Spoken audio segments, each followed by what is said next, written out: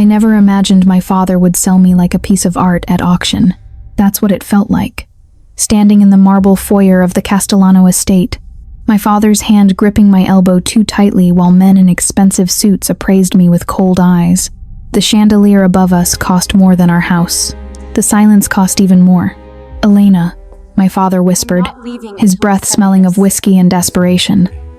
"Please, just smile." I didn't know what I was smiling for. Not yet. The double doors opened, and the room seemed to inhale. A man walked in. No, he didn't walk. He claimed space. Tall, dark-haired, with a face carved from something harder than marble. His suit was black, perfectly tailored, and when his eyes found mine, everything else disappeared. Not because he was handsome, because he was dangerous. "Mr. Rossi," my father said, his voice cracking with relief. "Thank you for agreeing to meet." The man Dante Rossi, I realized with a sinking feeling, didn't acknowledge my father. His gaze stayed on me, slow and assessing, like he was memorizing every detail. My plain dress, my nervous hands, the way I couldn't quite meet his eyes. "This is your daughter," Dante said. It wasn't a question. "Yes, Elena, 23. She's a good girl, works at a gallery downtown, very smart, very... Leave us." My father froze. "I'm sorry?" Dante's expression didn't change. "Leave. Us." I felt my father's hand slip from my arm. He hesitated, then walked out of the room like a man fleeing a burning building. The doors closed with a final, echoing thud. I was alone with him. Dante moved closer, his footsteps silent on the polished floor. He stopped a few feet away, close enough that I could smell cedar and smoke. His eyes were dark gray, the color of storms. "Do you know why you're here?" he asked. My throat felt tight. "My father, he said you could help us." "Help," he repeated the word like it was foreign. "Your father owes the Vitali family $300,000. Interest is compounding daily. In 2 weeks, they'll come for payment. If he can't pay, they'll take everything, including you." My stomach dropped. "What?" "The Vitalis don't forgive debt. They collect." His voice was calm, almost gentle. "Your father came to me because I'm the only man in this city with the power to stop them." "Why would you?" "Because I want something in return." The air between us felt suffocating. I forced myself to look at him. "What?" Dante stepped closer. Too close. I could see the faint scar above his left eyebrow, the way his jaw tightened before he spoke. "You." The word landed like a bullet. "I don't understand," I whispered. "Marriage," he said simply. "You become my wife. I clear your father's debt. He keeps his life. You keep yours." My heart was pounding so hard I thought he could hear it. "You want to marry me? You don't even know me." "I know enough." His eyes flickered over my face. "You're afraid right now, but you haven't run. That tells me you're stronger than you think. This is insane. This is survival." I wanted to scream, to cry, to run out of this house and never look back, but the weight of my father's desperation, his trembling hands, the fear in his eyes, it held me in place. "What if I say no?" I asked. Dante's expression didn't change. "Then the Vitalis will come, and I won't stop them." Tears burned my eyes, but I didn't let them fall. "You're a monster." "Yes." He said it without hesitation, without shame. "But I'm the only monster willing to protect you." I hated him. I hated my father. I hated the world that brought me here, but I nodded, because I didn't have a choice. Dante watched as his men escorted Elena and her father out. She hadn't looked back, not once. Good. He needed her compliant, not curious. Marco, his second in command, appeared at his side. "The Vitalis won't like this. You're taking what they consider theirs. Let them not like it." Dante poured himself a drink, the amber liquid catching the light. "Send word to Luca Vitali. Tell him Elena Rossi is under my protection. If he has a problem with that, he can bring it to me personally." Marco hesitated. "You're starting a war over a girl you just met." Dante's hand tightened around the glass. He thought of the way Elena's hands trembled, the way she lifted her chin, even though she was terrified. He'd been watching her for weeks, ever since her father's debt landed on his desk. He'd seen her at the gallery, arranging flowers in tall glass vases, laughing with customers, oblivious to the darkness circling her life. She didn't belong in his world, but she was his now. "It's not about the girl," Dante said quietly.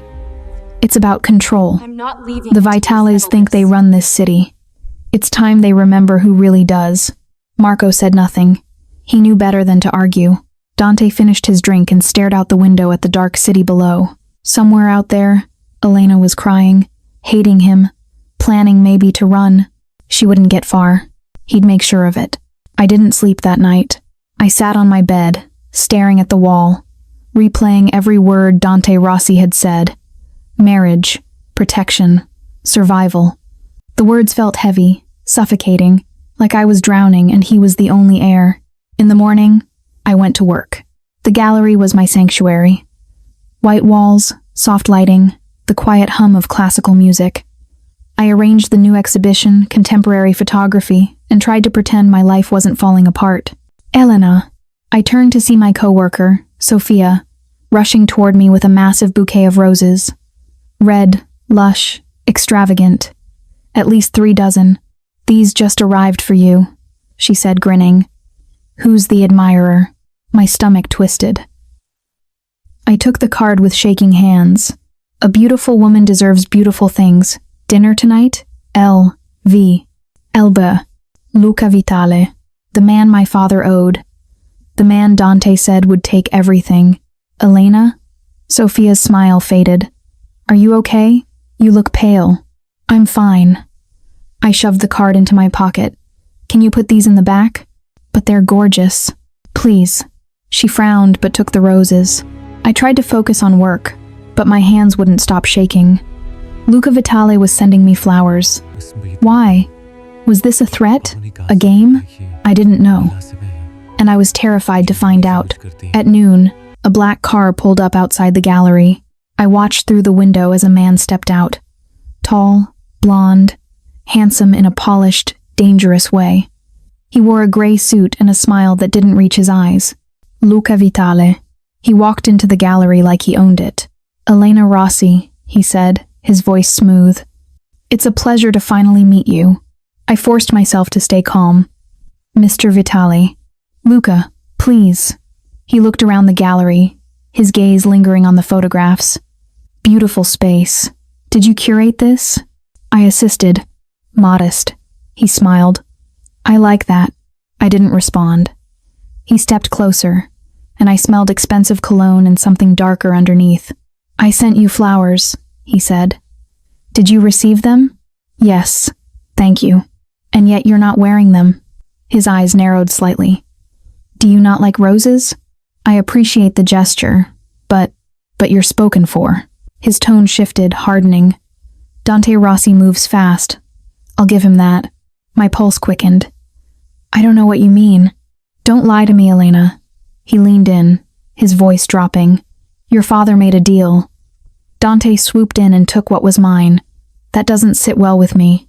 I'm not property," I said, my voice stronger than I felt. Luca laughed. "In our world, you are. And right now you're caught between 2 men who don't like to lose." Before I could respond, the gallery door opened, and Dante Rossi walked in. The temperature in the room plummeted. Dante's eyes went straight to Luca, then to me. His expression was unreadable, but I felt the violence simmering beneath his calm. "Vitale," Dante said quietly. "Rossi." Luca straightened, his smile returning. "I was just complimenting your fiancée on her excellent taste. She's busy. I'm sure she can spare a moment." Dante moved between us, his body a wall. "Leave, now." Luca's smile widened. "You don't own this city, Dante. Not yet. I own her." The words hit me like a slap. But before I could react, Luca stepped back, raising his hands in mock surrender. "Enjoy your victory," he said, "while it lasts." He left. The silence that followed was suffocating. Dante turned to me, his eyes dark. "Where are the flowers he sent?" "In the back," I whispered. "Show me." I led him to the storage room, where Sophia had placed the roses in a vase. Dante stared at them for a long moment, then picked up the vase and walked out the back door into the alley. I followed, confused. He set the vase on the ground, pulled a lighter from his pocket, and set the roses on fire. I gasped. "What are you doing?" "Sending a message." The flames climbed higher, devouring the red petals. Dante watched them burn, his face illuminated by the fire. "Luca Vitali doesn't get to send you anything. Not flowers, not messages, nothing. You can't just—" "I can." He turned to me, and the intensity in his eyes stole my breath. "You're mine now, Elena. That means no one else touches you. No one else even looks at you. I didn't ask for this." "I know." The flames crackled between us. I wanted to scream at him, to tell him he was insane, controlling, terrifying, but the words wouldn't come, because part of me, a small, treacherous part, felt safer with him than I had in weeks. Dante stepped closer, and I felt the heat of the fire and the heat of him, overwhelming. "Go back inside," he said quietly. "Don't come out until I tell you." "Why? What are you going to do?" He didn't answer. I went back inside. When I returned to the gallery an hour later, the roses were gone. The alley was empty, and my office, my small, cluttered office in the back, was filled with orchids. White orchids, dozens of them, arranged in elegant glass vases on every surface. My desk, the shelves, the windowsill. I stood in the doorway, breathless. There was no card, no explanation, but I knew who they were from. Sophia appeared behind me, her eyes wide. "Elena, what is happening?" I didn't know how to answer, because I didn't know anymore. Dante came to my apartment that evening. I didn't know how he knew where I lived. I didn't ask. He stood in my doorway, still in his dark suit, looking like he'd just walked off a magazine cover or out of a nightmare. I couldn't decide which. "We need to talk," he said. I wanted to slam the door in his face. Instead, I stepped aside and let him in. My apartment was small. One bedroom, a kitchen barely big enough for 2 people, furniture I'd bought secondhand. It smelled like vanilla candles and desperation. Dante looked around, his expression unreadable. "You live here alone?" he asked. "Yes." "Not anymore." My stomach dropped. "What?" He pulled a folded document from his jacket and placed it on my kitchen table. "The wedding is in 3 days. After that, you move into my estate." 3 days? My voice cracked. "You can't be serious. I don't joke about contracts." He gestured to the document. "Read it. Sign it. Everything you need to know is there." I stared at the paper like it might bite me. "What kind of contract?" "A marriage contract. It outlines your responsibilities, your protections, and the terms of our arrangement." "Responsibilities." I laughed, but it sounded hollow. "You make it sound like a job." "It is." His eyes met mine. "You'll attend events with me. You'll live in my home. You'll act as my wife in public. In private, you'll have your own space, your own life, as much as I can give you. And what do you get? Legitimacy, stability, a reason for people to stop questioning my motives." I sank into a chair, my legs too weak to hold me. "This is insane. This is survival, for both of us." Dante sat across from me, his movements precise. "Luca Vitali won't stop, Elena. He sees you as an insult, proof that I'm taking what's his. If you're not protected, he'll come for you. And I won't be able to stop him unless you're bound to me legally. So I'm bait. Your protection." I wanted to cry, to scream, but I was so tired. Tired of being afraid, tired of fighting. I picked up the pen. Dante's hand covered mine, stopping me. His touch was warm, solid. "Read it first," he said quietly. "I need you to understand what you're agreeing to." I pulled my hand away and read. The contract was detailed, clinical. It outlined everything. Where I'd live, how I'd be protected, what was expected of me. But there was one clause that made my breath catch. Physical intimacy is not required unless mutually agreed upon by both parties. I looked up at him. "You're not expecting me to..." "No." His voice was firm. "This marriage is for protection, not pleasure. What happens between us, if anything, will be your choice." I didn't know whether to feel relieved or more terrified. I signed the contract. Dante took it, folded it carefully, and tucked it back into his jacket. "I'll have my lawyer file the paperwork tomorrow. The ceremony will be small. Private.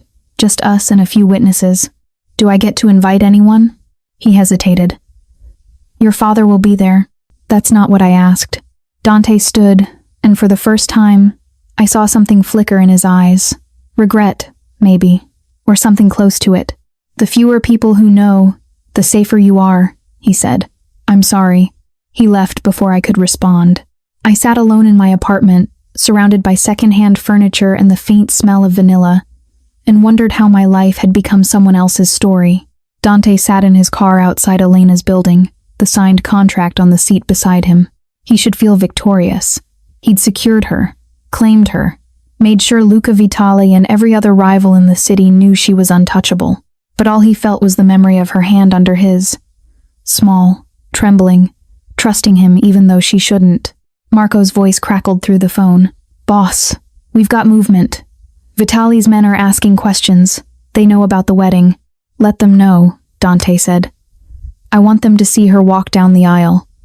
I want them to understand what it means when I claim something. And if they retaliate, Dante's jaw tightened. Then we remind them why they fear me. He hung up and stared at the darkened windows of Elena's apartment.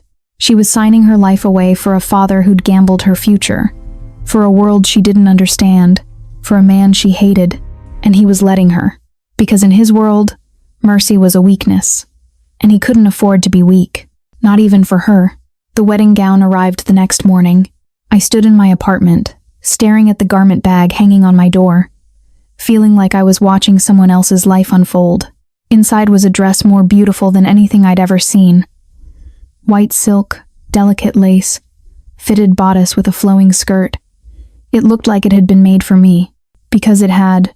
A note was pinned to the hanger in sharp, precise handwriting. Wear this, Dr. I ran my fingers over the fabric, and something inside me cracked. This wasn't a fairy tale. This was a transaction, and I was the price. The wedding was held in a private chapel on Dante's estate. I arrived alone.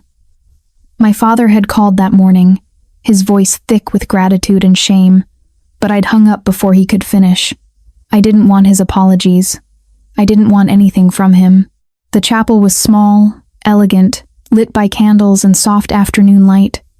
There were maybe 10 people present, men in dark suits, a priest who looked like he'd seen worse things than this, and Dunt. He stood at the altar in a black tuxedo, his hands clasped in front of him, his expression unreadable. When I walked down the aisle alone, because I had no one to give me away, his eyes never left mine. I felt like I was walking toward my execution. The ceremony was quick, mechanical. The priest spoke words I didn't hear. Dante slipped a ring onto my finger, a platinum band with a single diamond that caught the light and felt heavier than it should. You may kiss the bride. Dante stepped closer. His hand cupped my jaw, gentle and possessive, and he kissed me. It wasn't soft. It wasn't romantic. It was a brand. When he pulled back, I saw something flicker in his eyes. Something almost like regret, but then it was gone. You're mine now, he whispered, so only I could hear. No one can take you from me. I didn't respond, because I didn't know if that was a promise or a threat. The reception was held in the estate's ballroom. More people arrived, men and women in expensive clothes, drinking champagne and pretending this was a celebration. I stood beside Dante, his hand on my lower back, and smiled when I was supposed to, nodded when spoken to, played the role of the perfect wife, but inside, I was screaming, Mrs. Rossi. I turned to see a man approaching, older, silver-haired, with eyes that assessed me like a predator sizing up prey. Congratulations, he said, offering his hand. I'm Antonio Greco, an old friend of your husband's. I shook his hand, feeling Dante's grip tighten on my waist. Antonio, Dante said coolly. I didn't realize you were coming. I wouldn't miss it. A marriage is always significant. Antonio's gaze lingered on me, especially one as sudden as this. Sudden doesn't mean insincere. Of course not, Antonio smiled. I hope you're prepared, Mrs. Rossi. Being married to a man like Dante requires strength. She has it, Dante said before I could respond. If you'll excuse us.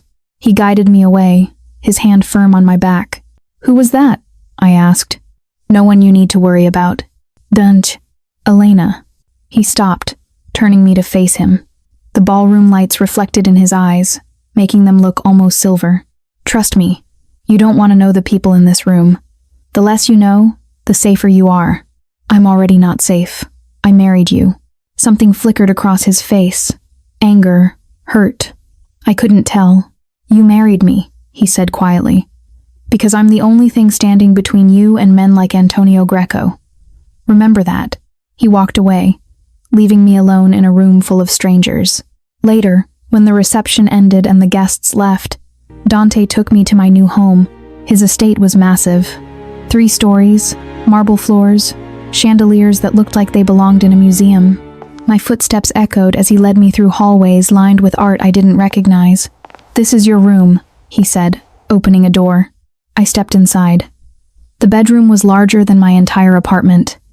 King-sized bed, sitting area, a balcony overlooking the gardens.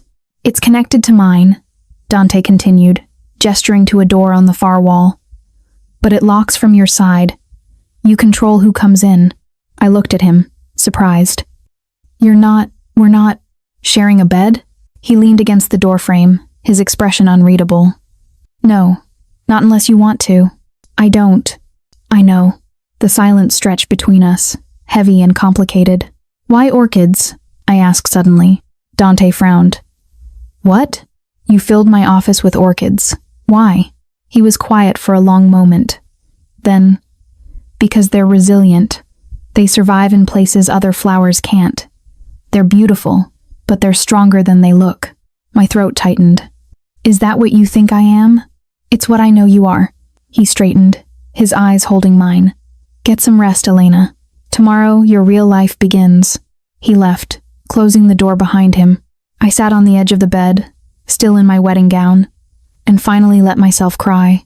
I woke in a bed that wasn't mine, in a house that didn't feel real, wearing a nightgown someone else had picked out. Dante's estate was quiet in the morning, too quiet. I found my way to the kitchen, a massive, gleaming space that looked like it belonged in a cooking show, and discovered a woman arranging breakfast on the table. "Mrs. Rossi," she said, smiling warmly. "I'm Maria. I manage the household. Mr. Rossi asked me to make sure you're comfortable." "Thank you," I said, though the word felt strange. "You didn't have to. It's my job." She gestured to the table. "Please, eat. You must be exhausted." I sat, feeling out of place. The breakfast was elaborate. Fresh fruit, pastries, coffee that smelled like heaven. I picked at a croissant, my stomach too tight to eat. "Mr. Rossi had to leave early," Maria said. "Business. But he left instructions for you." She handed me a note. "Stay inside today. Marco will be nearby if you need anything. D.R. Stay inside?" I looked at Maria. "Why?" Her smile faltered. "For your safety, Mrs. Rossi. I'm a prisoner. You're protected."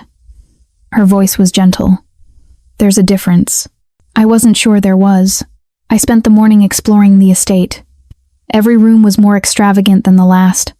Libraries with leather-bound books. A music room with a grand piano. An indoor pool that looked like something from a resort. But every window had security cameras. Every door had locks. And everywhere I went, I felt eyes watching me. Marco found me in the garden. He was tall, broad-shouldered, with a scar running down his left cheek. His expression was neutral, but his eyes were sharp. "Mrs. Rossi," he said, "enjoying the grounds? Am I allowed to?" "You're allowed to do whatever you want, within reason." "And who decides what's reasonable?" Marco's lips twitched, almost like a smile. "Mr. Rossi, of course. He's protecting you," Marco said. "I know it doesn't feel like it, but everything he does, every rule, every restriction, is because he doesn't want you hurt. He doesn't even know me. He knows enough." I turned away, frustrated. "What does that mean?" Marco hesitated. "He's been watching you for a while. Before your father came to him, before any of this." My blood ran cold. "Watching me?" "Not like that." Marco's expression softened. "He saw you at the gallery, saw the way you treated people, the way you smiled even when you were struggling. He saw something worth protecting. That's not romantic. That's terrifying. In our world, Mrs. Rossi, they're the same thing." He left me alone in the garden, surrounded by roses and orchids and the suffocating weight of a life I didn't choose. Dante returned that evening. I was in the library, pretending to read, when he appeared in the doorway. He looked tired. His tie was loosened, his jacket gone, sleeves rolled up to reveal forearms marked with faint scars. "You're still awake," he said. "I'm not tired." He walked to the bar in the corner and poured himself a drink. "How was your day?" "Lonely." He paused, glass halfway to his lips. Maria's lovely. But she's not a friend, she's staff. There's a difference." Dante took a slow sip, then set the glass down. "You want friends. I want a life. You have one. Here. A life I didn't choose. None of us choose our lives, Elena." His voice was quiet, almost sad. "We survive them." I stood, anger flaring. "You chose this. You chose to control me, to lock me in this beautiful cage, to keep you alive." He crossed the room in 3 strides, stopping inches away. "Do you know what Luca Vitali would do if he found you alone? If I wasn't there to stop him? I don't care. You should." His jaw tightened. "Because I've seen what he does to people who defy him, and I won't let him do it to you." "Why?" The word burst out of me. "Why do you care? You don't know me. You don't." "Because I see you." The words hung in the air between us. Dante's hand lifted, hovering near my face, then dropped. "I see someone who deserves better than this world, better than me. But I'm selfish, Elena. I took you anyway." My heart was pounding. "You're not making any sense." "I know." He stepped back, creating distance. "Get some rest. Tomorrow we have an event." "What kind of event?" "The kind where you smile and pretend you're happy. Can you do that?" I wanted to say no, to scream at him, to run, but instead, I nodded. Because what else could I do? That night, I lay in bed and stared at the ceiling, replaying his words. "I see you." No one had ever said that to me before. Not like that. Not like I mattered. And I hated that it made me feel something dangerous. The dress Dante sent for the gala was emerald green, silk, form-fitting, with a neckline that dipped just low enough to make me self-conscious. When I looked in the mirror, I barely recognized myself. Maria helped with my hair, twisting it into an elegant updo. "You look beautiful, Mrs. Rossi." "I look like someone else." Maybe that's not a bad thing. I didn't know how to respond. Dante was waiting at the bottom of the stairs. He wore a black tuxedo, perfectly tailored, and when he saw me, something shifted in his expression. His eyes darkened, and for a moment, he didn't move, just stared. "You look..." He stopped, cleared his throat. "You look perfect." "Thank you," I said, though the compliment felt heavy. He offered his arm. "Stay close to me tonight. Don't speak to anyone unless I introduce you, and if anyone makes you uncomfortable, tell me immediately." "You make it sound dangerous." "It is." The gala was held in a downtown hotel ballroom. Hundreds of people in glittering gowns and expensive suits. Champagne flowed.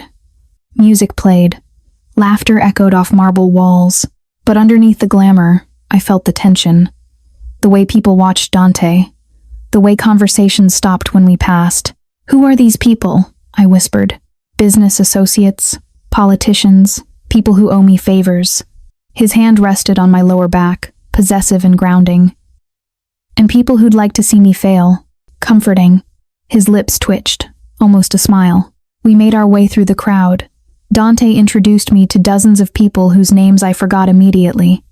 Everyone smiled. Everyone congratulated us. But I saw the calculation in their eyes. Then I saw him, Luca Vitale. He stood across the room, surrounded by men in dark suits, a glass of champagne in his hand.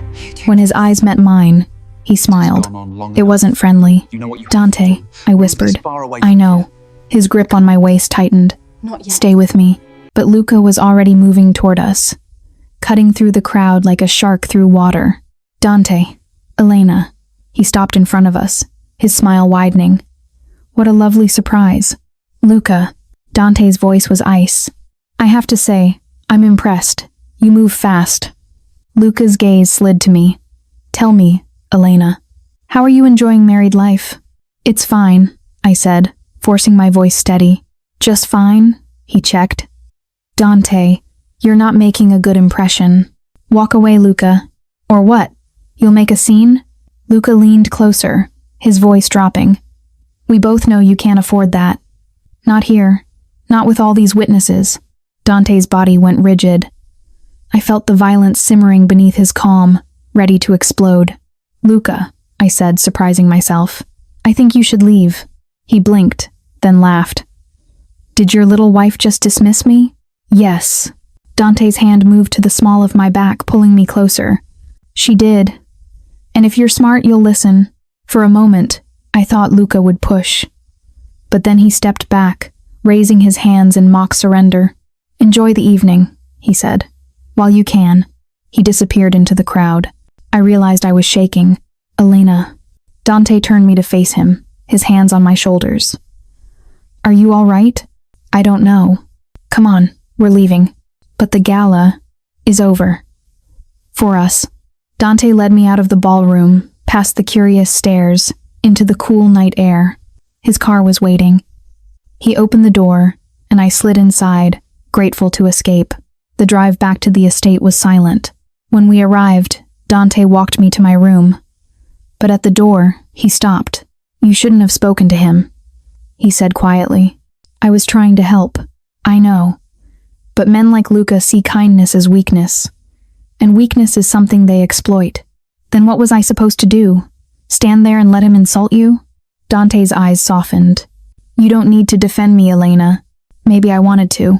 The words hung between us, surprising both of us.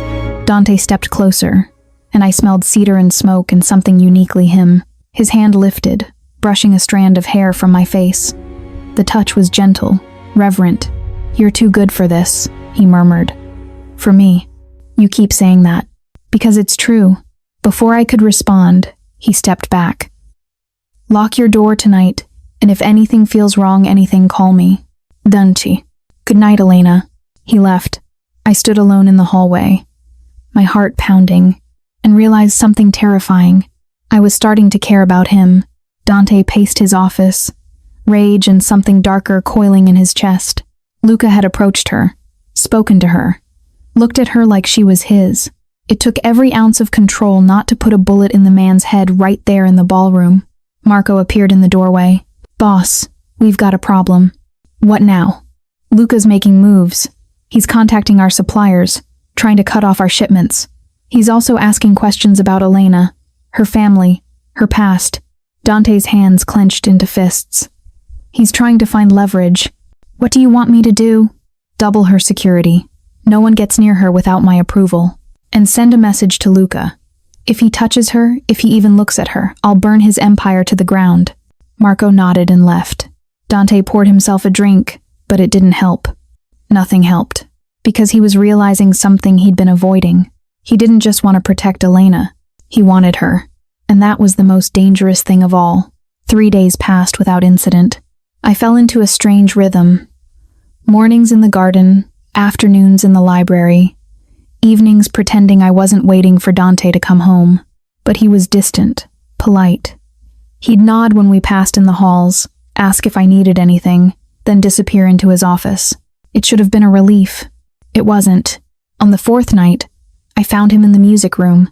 He sat at the grand piano, playing something slow and haunting. His eyes were closed, his fingers moving over the keys with practiced ease. I'd never seen him like this, unguarded, vulnerable. I almost left. But then he opened his eyes and saw me. I didn't mean to interrupt, I said. You're not. He gestured to the bench beside him. Sit. I hesitated, then sat. The space between us felt electric. I didn't know you played, I said. My mother taught me. Dance with me. Before she died. I'm sorry. It was a long time ago.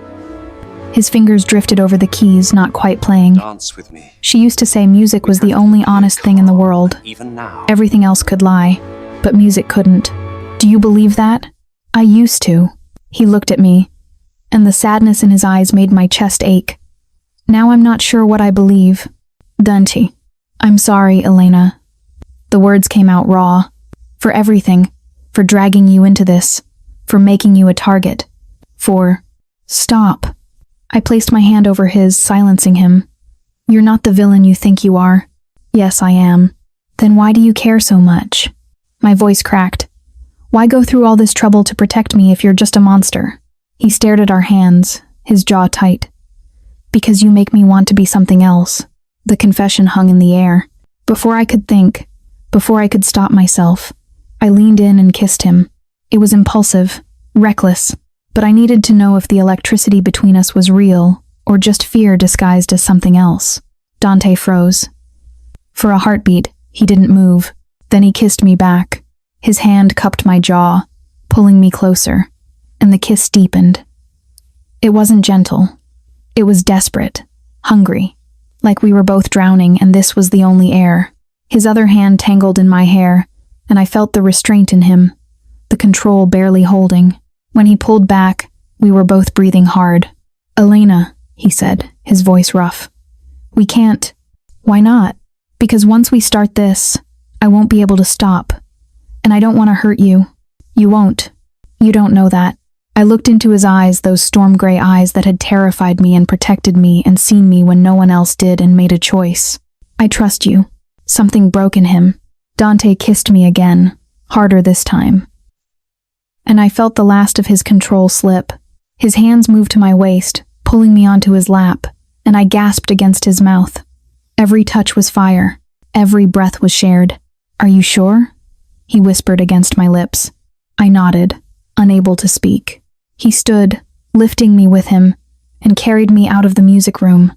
My heart pounded as he walked through the halls, up the stairs, to his room. The door closed behind us with a final, decisive click. Dante set me down gently, his hands framing my face.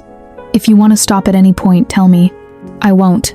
Elena, I trust you, I said again. And this time, I meant it completely. He kissed me slowly, reverently, like I was something precious. His hands moved to the zipper of my dress, and I felt it slide down, the fabric pooling at my feet. I should have felt exposed, vulnerable, but I didn't, because the way Dante looked at me like I was the only thing in the world that mattered made me feel safe. His hands traced the curve of my waist, my hips, his touch gentle and possessive all at once. You're beautiful, he murmured. So damn beautiful. I reached for his shirt, fumbling with the buttons. He helped me, shrugging it off, and I saw the scars that marked his chest. Stories written in pain. I traced one with my finger, and he shivered. Does it hurt? I asked. Not anymore. He lifted me again, laying me on the bed, and covered my body with his. The weight of him, the heat, was overwhelming. His mouth moved to my neck, my collarbone, and I arched into him, feeling something inside me unravel. Don't tell me if I'm going too fast. You're not. He kissed his way down my body, slow and deliberate, and I felt myself falling, not into fear, into something else, something that felt like belonging. When he finally joined our bodies, I gasped.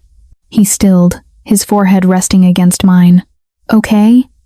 He whispered. I nodded, trembling. Yes. He moved slowly, carefully, and I felt every nerve in my body light up. It wasn't just physical. It was emotional, raw, like every wall between us was crumbling. When it was over, we lay tangled together, breathing hard, and I realized I was crying. Elena? Dante's voice was panicked. Did I hurt you? No.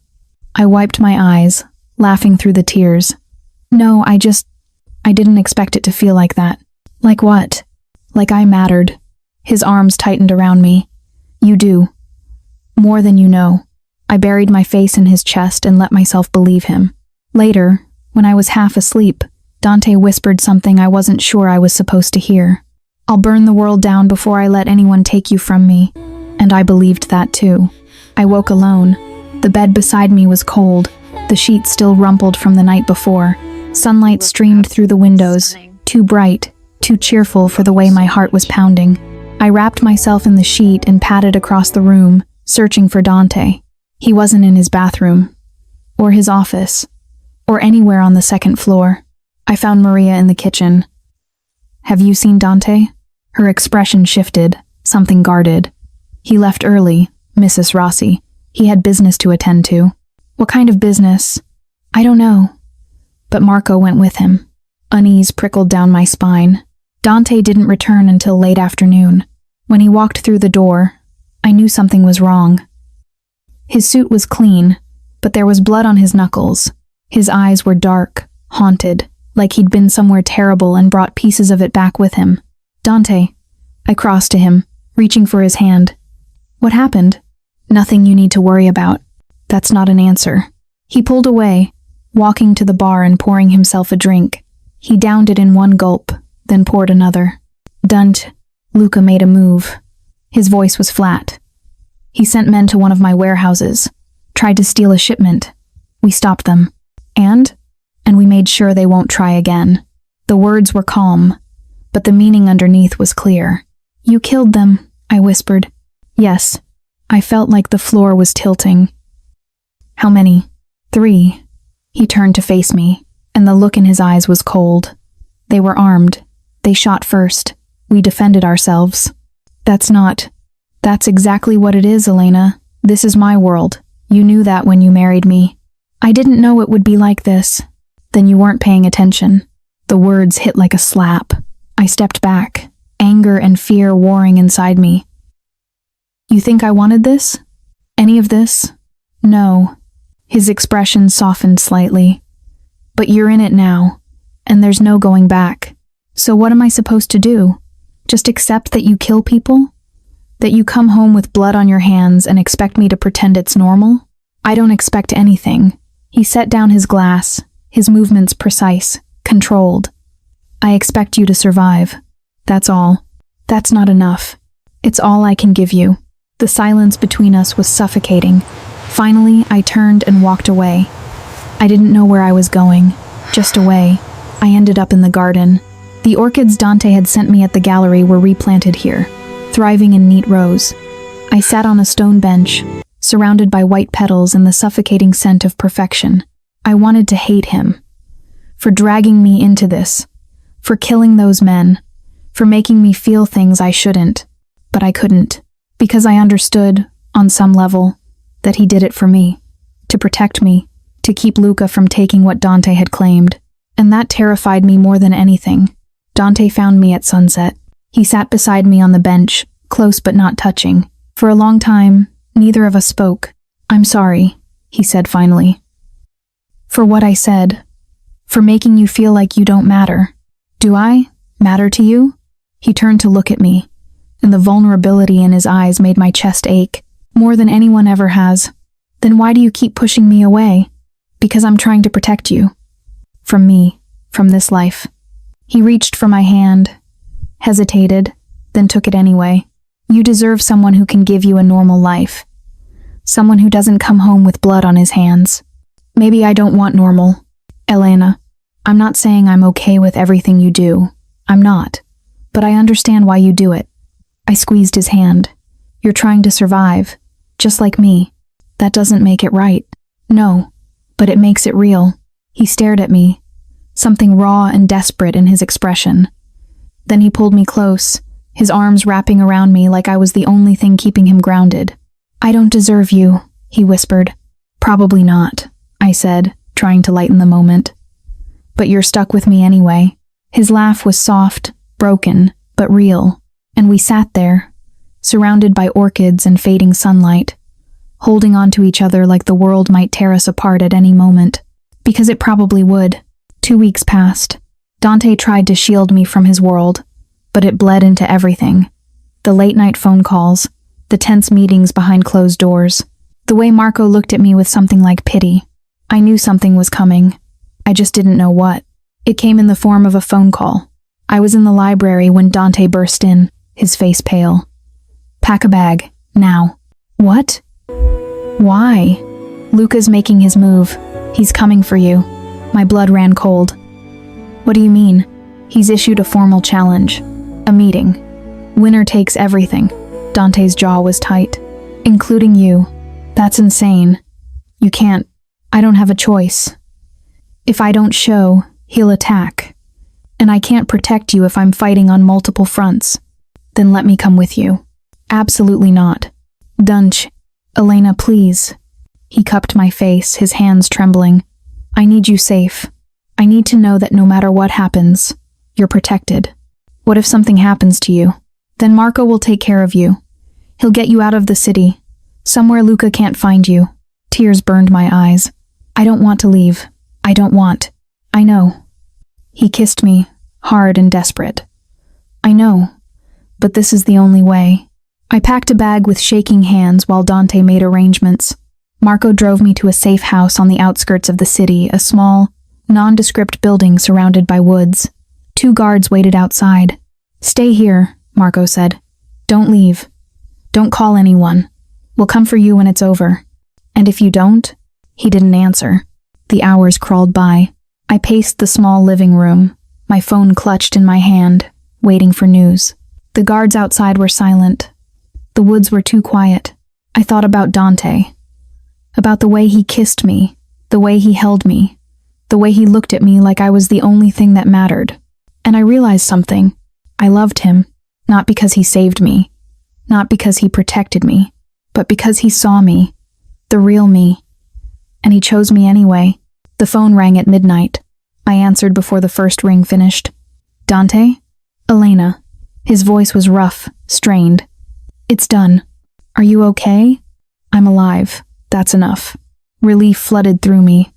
What happened? Luca's dead. His second-in-command surrendered. The Vitali family is finished. Dante. I'm coming to get you. Stay put. He hung up before I could respond. Dante arrived an hour later. He looked exhausted, his suit torn, dried blood on his shirt. But when he saw me, something in his expression softened. Elena. I ran to him, and he caught me, his arms wrapping around me like he'd never let go. You're safe, he murmured into my hair. It's over. Is it? He pulled back, his eyes meeting mine. Yes. Luca's gone, his allies scattered. No one will come for you now. And what about you? Are you safe? As safe as I'll ever be. I touched his face, tracing the cut above his eyebrow. I was so scared. I know, I'm sorry. He kissed my forehead, my cheek, my lips. But you're mine. And I don't lose what's mine. Dante. I love you. The words tumbled out, raw and unguarded. I've loved you since the first time I saw you in that gallery, arranging flowers and smiling like the world wasn't falling apart. I love you, Elena, and I need you to stay. Tears streamed down my face. I love you too. He kissed me then, and it felt like coming home. Life didn't become perfect. Dante still had enemies, still made decisions that kept me awake at night, still came home with shadows in his eyes. But he also came home to me. We found a rhythm.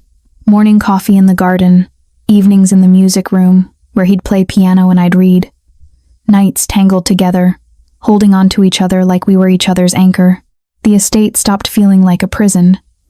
It started feeling like a home. 3 months after Luca's death, Dante took me back to the gallery. Why are we here? I asked as he led me inside. Because I bought it. I stopped. You what? He smiled a rare, genuine smile. It's yours. If you want it, you can run it, curate it, whatever you want, it's yours. I stared at the familiar white walls, the soft lighting, the space I'd loved before everything fell apart. Dante, I don't know what to say. Say yes. I laughed, tears stinging my eyes. Yes, yes, of course. He kissed me, right there in the middle of the gallery, and I felt something settle inside me. Something like peace. But peace in Dante's world was fragile. One evening, Marco appeared at the estate, his expression grim. Boss, we've got intel. The Greco family is moving. Antonio's making plays, trying to fill the power vacuum Luca left. Dante's jaw tightened. How serious? Serious enough. He's contacting old allies, offering deals. He's not moving on us yet, but it's only a matter of time. I felt Dante's hand find mine under the table, squeezing gently. Double the security, Dante said, and schedule a meeting with Antonio. I want to know what he wants. And if he wants a war, then we'll give him one. Marco left, and the room fell silent. It's never really over, is it? I said quietly. No. Dante turned to me, his eyes sad. This is my life, Elena. There will always be another threat, another enemy, another fight. I know. And you're staying anyway? I looked at him, this complicated, dangerous, beautiful man who'd turned my world upside down, and nodded. I'm staying. Why? Because you're my home now. Wherever you are, that's where I belong. He pulled me close, his forehead resting against mine. I'll protect you, always. I know. The gallery reopened 6 months later. I curated the first exhibition myself, a collection of botanical photography featuring orchids. White orchids in every frame, resilient and beautiful. The opening night was packed. Art collectors, critics, people from Dante's world dressed in expensive suits and polite smiles. But I only saw him. Dante stood in the corner, watching me with those storm-gray eyes, a small smile on his lips. When our eyes met, he raised his glass in a silent toast. I smiled back. Later, when the gallery emptied and the city lights glittered outside, Dante found me in my office. Successful night, he said. Thanks to you. No, thanks to you. He crossed to me, pulling me into his arms. You brought beauty back into my life, Elena. I didn't think that was possible. You brought purpose into mine. He kissed me, slow and deep, and I felt the truth of it settle between us. This wasn't a fairy tale. It was messy and complicated and dangerous, but it was ours. A year later, I stood in the garden, surrounded by orchids. Dante had planted more hundreds of them, filling every corner of the estate. They bloomed white and pure, a reminder of resilience and survival. Marco approached, his expression unreadable. Mrs. Rossi, there's a package for you. He handed me a small box. No return address, no note. I opened it carefully. Inside was a single black rose. My blood ran cold. Dante, I called, my voice shaking. He appeared immediately, his eyes going to the box. His expression darkened. Antonio, he said quietly. What does it mean? It means he's making his move. Dante took the box, his jaw tight. It means we need to be ready. I felt fear creep in, cold and familiar. But I also felt something else. To resolve. Then we'll be ready, I said. Dante looked at me, surprise flickering in his eyes. Then pride. Together, he said. Together, because this was my life now. Beautiful and dangerous, soft and sharp, built on orchids and ashes, and I wouldn't change it for anything.